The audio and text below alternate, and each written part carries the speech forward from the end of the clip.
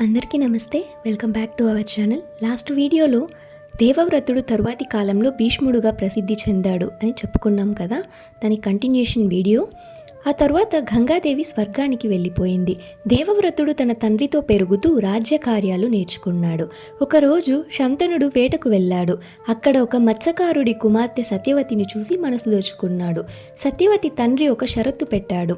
నా కుమార్తెకు పుట్టే పిల్లలే హస్తినాపుర రాజులు కావాలి అని అన్నాడు. ఈ మాట విని శంతనుడు బాధపడ్డాడు. ఎందుకంటే అప్పటికే తనకు దేవవ్రతుడు అనే వారసుడు ఉన్నాడు. ఈ విషయం దేవవ్రతుడికి తెలిసింది. తన తండ్రి ఆనందం కోసం రాజ్యసింహాసనాన్ని వదిలిపెట్టడానికి సిద్ధమయ్యాడు. అక్కడే దేవవ్రతుడు మహాప్రతిజ్ఞ చేశాడు. నేను ఎప్పటికీ వివాహం చేసుకోను, బ్రహ్మచారి వ్రతాన్ని అనుసరిస్తాను, నాకెప్పటికీ సంతానం ఉండదు, ఇక నుంచి హస్తినాపుర సింహాసనం సత్యవతి సంతతికే మాత్రమే అని చెబుతాడు. అతని ఈ ఘోరమైన వ్రతాన్ని విని దేవతలు ఋషులు ఆశ్చర్యపోయారు. ఆకాశం నుండి పుష్పవర్షం కురిసింది.